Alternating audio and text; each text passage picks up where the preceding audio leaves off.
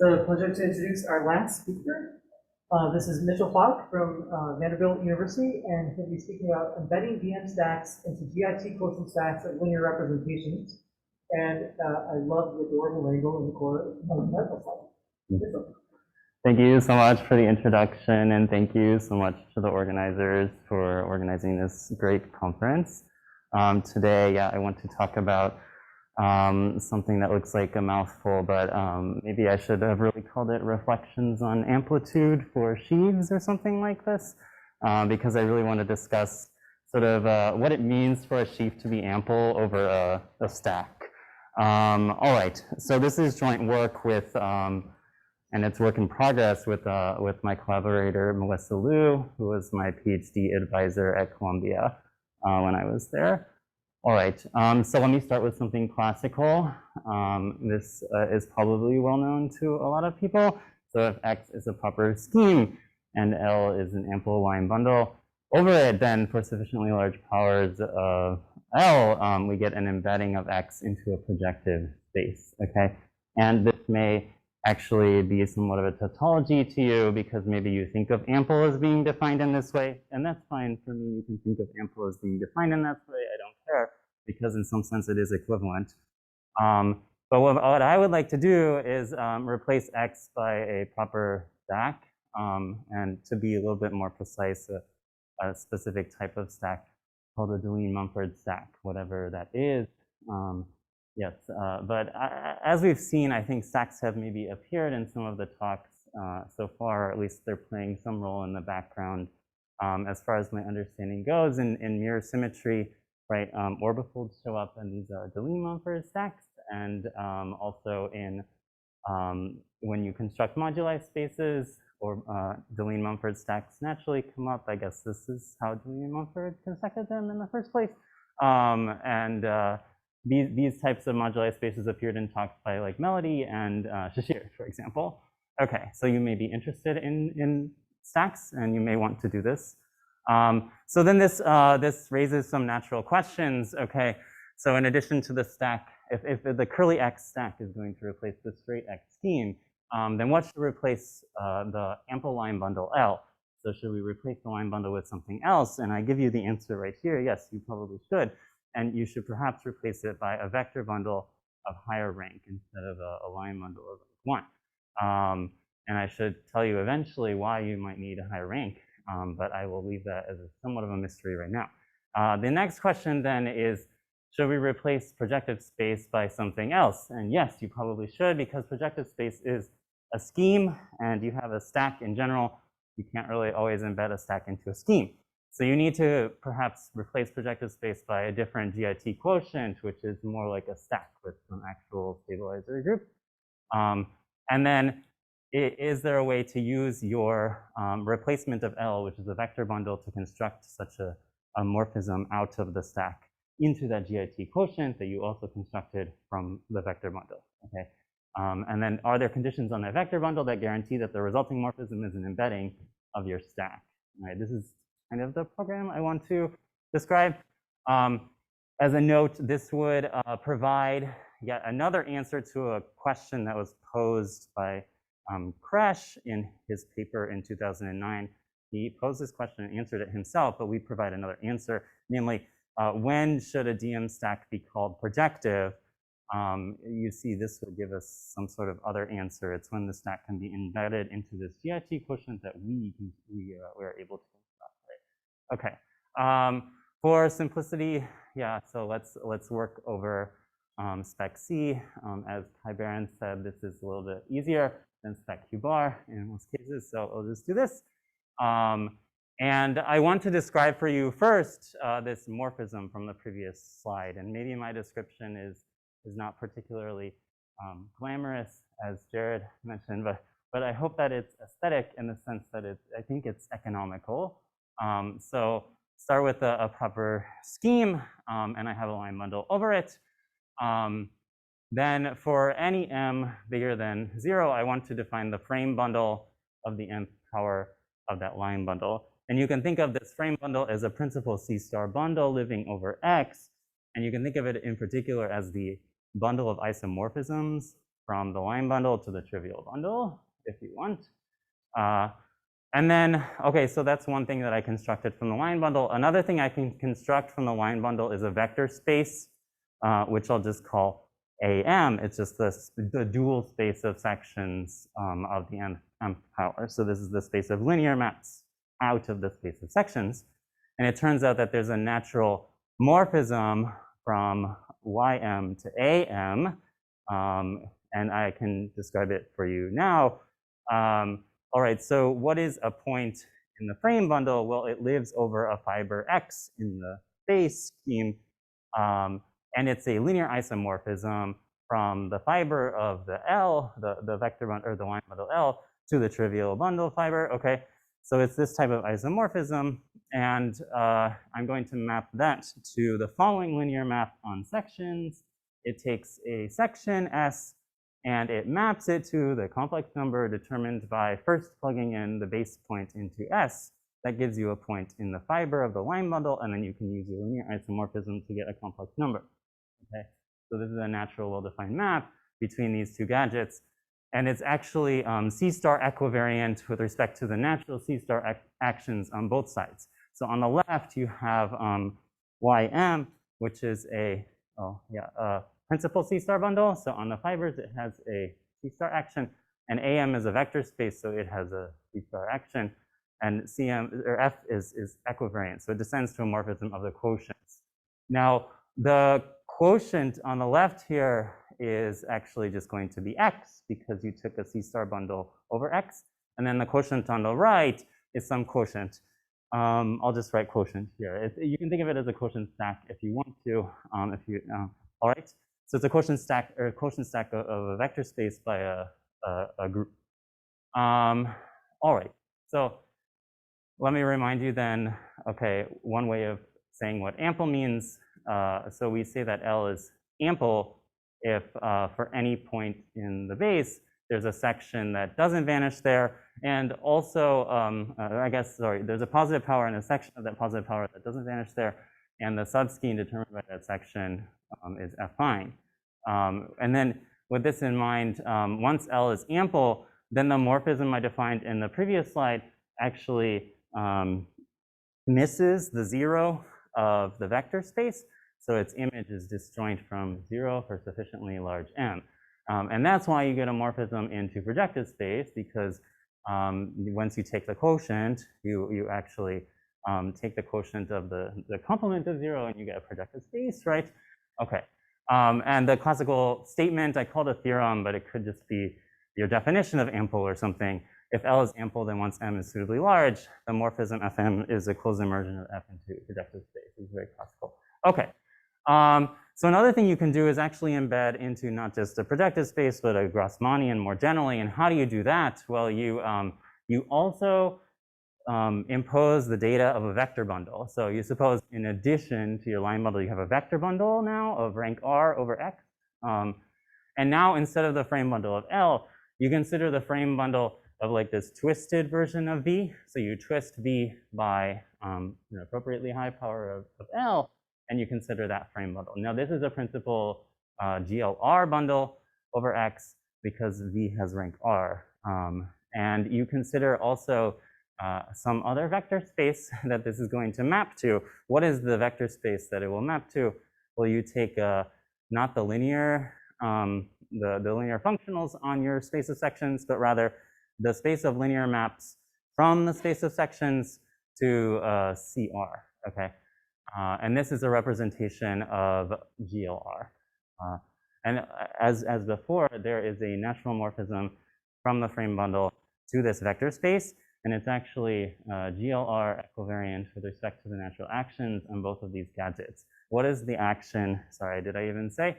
So how is this a representation of GLR? Well, you have the fundamental representation of GLR here, and you can just act trivially on this copy over here if you want. Okay, or in other words, by post-composition or something. All right, and so if this morphism is GLR equivariant, then it again descends to the quotients. Oh, I guess I say something else here. So now in this case, if L is ample, again, the FM is going to miss something in the target. And what it misses is the unstable locus. So in fact, FM if L is ample, then FM maps to the semi-stable locus determined by some determinant character in the sense of GIT theory. Okay? And the idea is that then once you just take the semi-stable locus, the quotient that you get on the right is actually a Grassmannian. And so if L is ample, then for suitably large M, the map is a closed immersion into a Grassmannian in this case instead of a projective space. All right, so this is all fairly classical.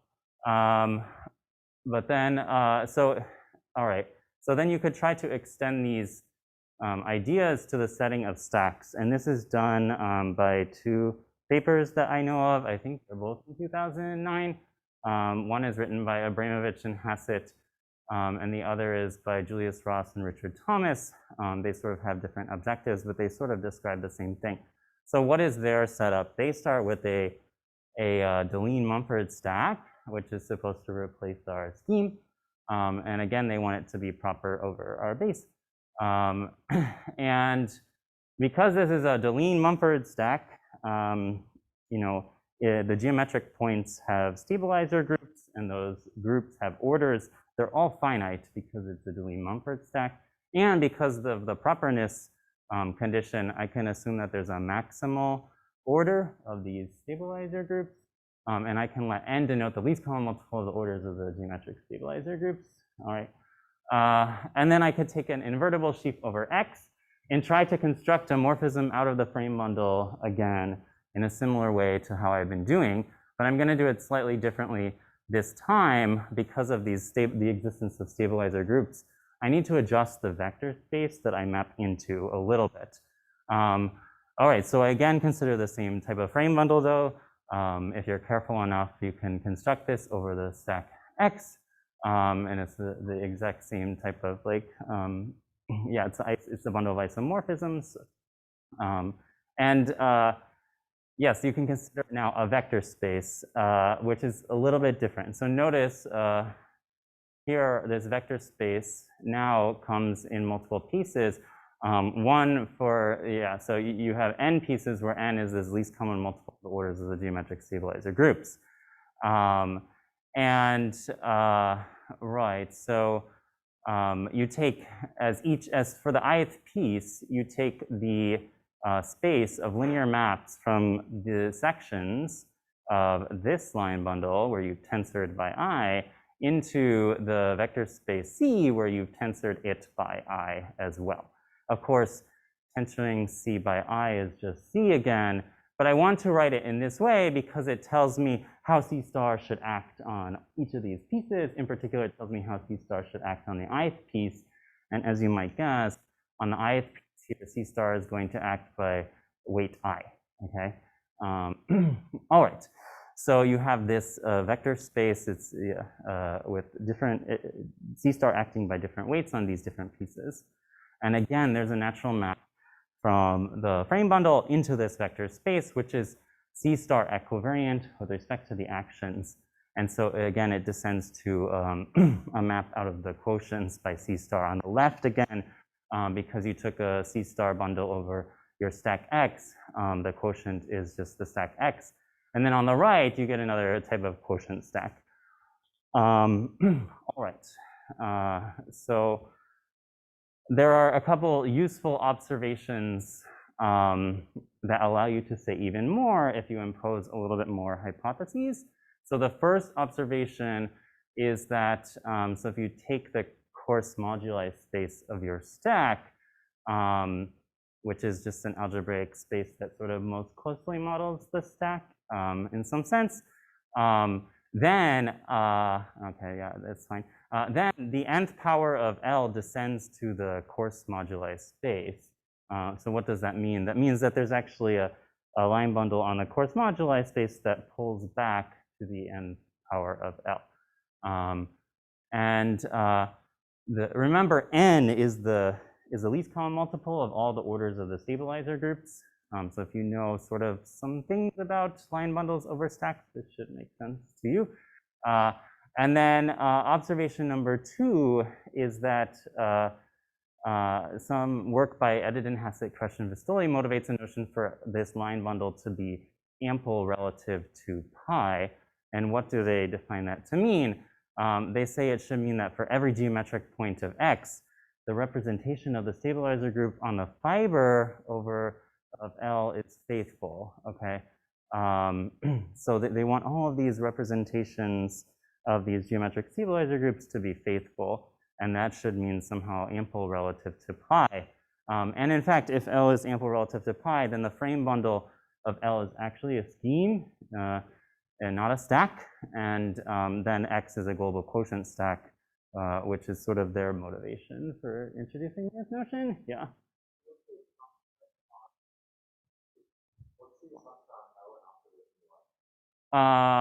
There is no assumption. L is just a line bundle over the stack X. Are you thinking there should be some assumption? N is the order of the, sorry, N is the least common multiple of the orders of all the stabilizer groups. Yeah, okay, okay, yeah. You can't push down L, but you can push down a power where every stabilizer group acts trivially. Yes, right, okay, yeah. All right, so then what is the result of Abramovich, Hassett, Ross, Thomas? Well, I'm lying a bit because they state something, but this result sort of follows from their construction. So they say something like this. So they suppose that all of the stabilizer groups of your stack are cyclic, and this is actually somehow an important hypothesis in their arguments.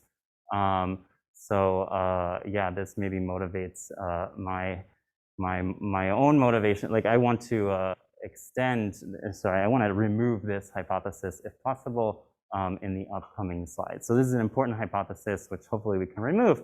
And then they suppose that M, remember M is the line bundle such that if you pull it back, you get this big power of L. They suppose that M is ample on the coarse moduli, and L is pi ample, or ample relative to pi. And then what do they conclude? Well, this morphism out of X is actually a locally closed immersion for M large and L. And what does F map into? Remember, it mapped into the quotient of this vector space with a lot of summands where the C star acted by various weights. And if M is ample, then actually you miss the 0 of this vector space again. And so the map F actually defines a locally closed immersion into a weighted projective stack, okay, because it misses the 0, and these are the weights on which the C star acts on the various copies of the vector space, okay, or the pieces of the vector space. All right, so my objective is to drop the hypothesis that the stabilizer groups are cyclic if I can, because I would like to work with general stabilizer groups. So one issue that you might run into immediately is that for if you realize for any quotient stack phi C star, the stabilizer groups are subgroups of C star, which are cyclic if they're finite. So you need to replace your quotient. Okay, so remember, on the right here, sorry, this is a quotient by C star, and the worst stabilizer groups that it could have are cyclic according to this observation. So we need to quotient by something else, and the basic idea is to just quotient by GLR instead of C star, some suitable replacement, and simultaneously consider vector bundles of rank R, right? And hopefully we can recover the Grassmannian case that I described earlier also in the process, because it should marry them together in some sense. Okay, so so here's the setup. We take a DM stack, a Dewey-Mumford stack proper over C, take the coarse moduli space again. I let strict L be a line bundle over the coarse moduli space, and curly V be a vector bundle over the stack X. I'm trying to use this convention where strict letters mean things that are schemes or algebraic spaces, and then curly letters are stacks. And I take V of M to be like the twists of V by L, where I pulled L back to the stack by the moduli map. And I take the frame bundle of VM, right? And I call it YM. In general, this is another stack, which is a principal GLR bundle over my stack X. And I consider a representation of GLR now defined in a very similar way to the way that I defined the representation of C star. I take a bunch of pieces. I take the linear maps from the ith power of VM to the ith power of the vector space GR. And again, this is going to be a representation of GR where the action is suggested over here, right? So how does GLR act on this? Well, just by the fundamental representation twisted I times, and then trivially on all these things, okay? And this is the representation of GLR. And then you get a natural commuting square, right, from the natural map between YM and all right. And then our theorem, which maybe I just have enough time to state, which is in preparation. You know, we thought we had proved this, but then we realized that there was a slight gap in one of our arguments. And then also we sort of changed our construction a little bit. So this new construction, hopefully we can prove it fairly soon. All right, so suppose L is ample. Remember, L is on the coarse moduli space, it's a line bundle. And your vector bundle V is pi ample relative to the morphism to the coarse moduli. Then for sufficiently large M, the morphism defines a locally closed immersion into the GIT quotient stack of the semi-stable locus by GLR. All right, and this semi-stable locus is determined by the determinant character on the right. All right. I think I'll just stop there. I was going to talk about some of the proof, but I think I'm out of time. So thank you for your time. Yeah.